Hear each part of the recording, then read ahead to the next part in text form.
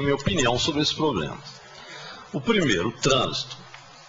O trânsito não é problema só agora, no jogo de ontem, por causa da manifestação das professoras. Não é verdade. O jogo Atlético Cruzeiro, eu fui. O problema do trânsito foi enorme. Era um domingo. Não tinha professora, não tinha manifestação.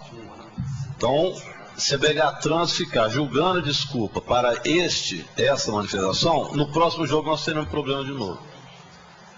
Então não está exaustivamente debatido esse tema. A BH Trans está dando uma desculpa, que foi ontem a manifestação das professoras.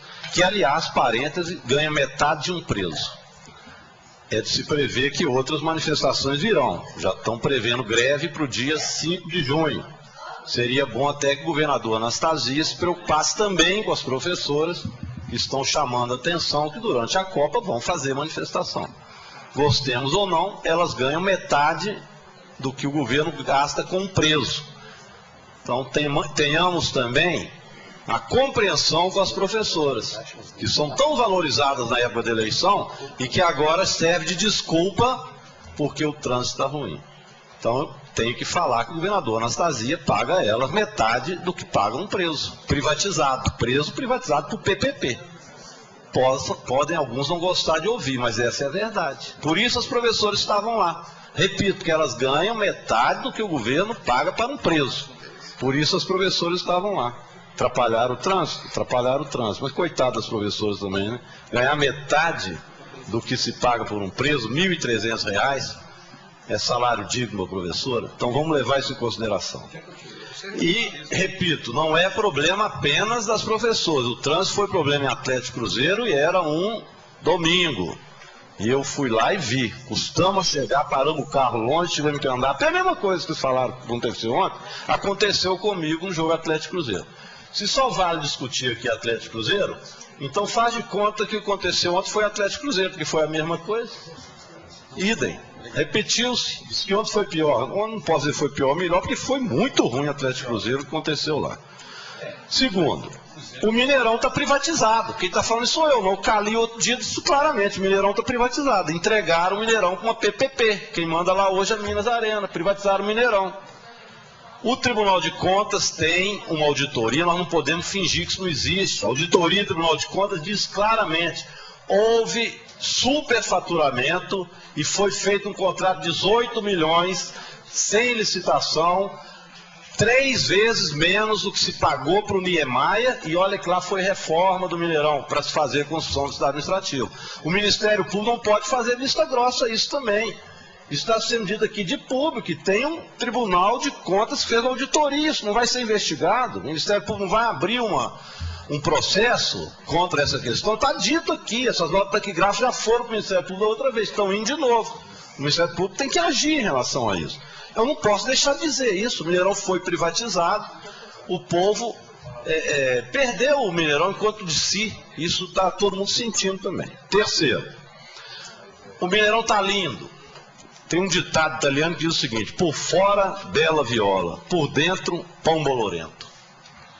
Tem alguém atrapalhando o Mineirão, acho que é o povo. O povo está atrapalhando o Mineirão.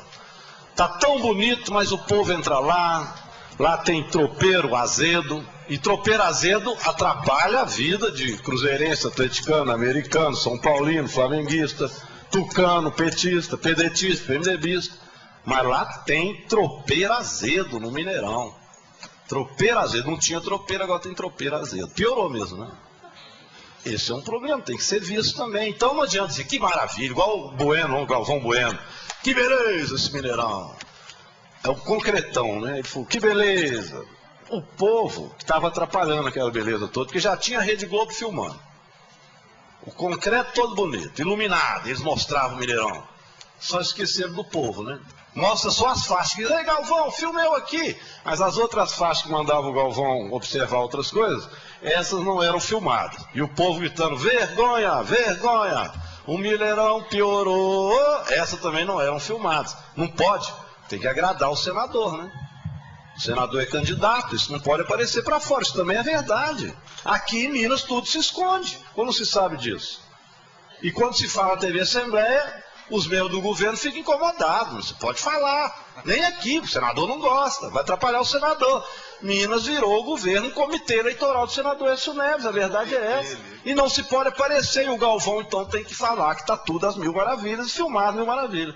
Ainda fazer campanha contra o Ronaldinho, né?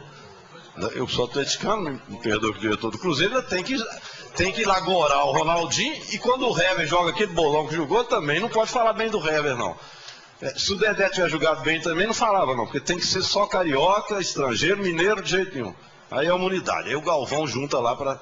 Aí pode, a Globo lá, né, aquela maravilha, já apoia mesmo o senador, então tem que ler. O senador é mineiro, né? A Dilma não é não.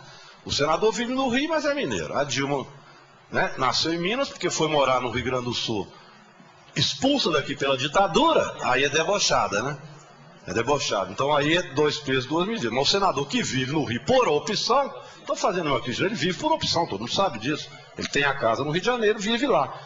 O dinheiro que ele gasta do Senado para o Rio, comprando passagem, outro dia foi colocado na imprensa, é muito maior do que ele gasta de lá para cá. Ele optou por morar no Rio, isso não tem problema nenhum. Mas é um senador mineiro. Bem, o quinto ponto. Eu falei do Ministério Público, eu queria que o Ministério Público prestasse atenção não apenas no problema das multas, mas no superfaturamento e ausência de licitação, isso é grave. E isso pode levar também à quebra do contrato. Isso está dito no Tribunal de Contas. Aliás, o Ministério Público Federal já entrou com algo semelhante, o Ministério Público Estadual não pode se abster de olhar, observar isso. Está no relatório, na auditoria do final do Tribunal de Contas, e agora o Tribunal de Contas, os conselheiros, não julgam o que os técnicos fizeram. Por quê? Porque o Tribunal de Contas tem todos os conselheiros, foram presidente do PSDB aqui, ou líder do PSDB, quase todos. Quase todos fizeram até um TAG, termo de ajustamento de gestão, que permite que não se cumpra a Constituição em Minas Gerais. Aqui tem um TAC, termo de ajustamento de conduta, do Tribunal de Contas com o Ministério, o Tribunal de Contas com o Governo do Estado, dizendo o seguinte: não se precisa cumprir a Constituição, nem nos 12% da saúde, nem nos 25% da educação. E só em 2014, a doutora Joseli do Ministério Público teve a coragem de meter uma ação lá, tomara que ganhe, questionando esse TAC. Mas então o Tribunal de Contas pegou o relatório técnico e não dá mais guarida a ele, mas o corpo técnico do tribunal colocou isso claramente. E o último ponto é a questão do idoso. Tem a lei geral que garante o idoso. Pelo que eu entendi, nós podemos alterar na lei estadual garantindo os estudantes. A lei estadual que veio não garante. Fica aqui um apelo à base do governo, Anastasia, para ver se a gente garante agora, então, os estudantes também a meia. Depender de nós, tem o apoio da nossa base aqui. Agora depende do governador Anastasia fazer igual a Dilma fez e garantir também para os estudantes, que eu acho que é junto.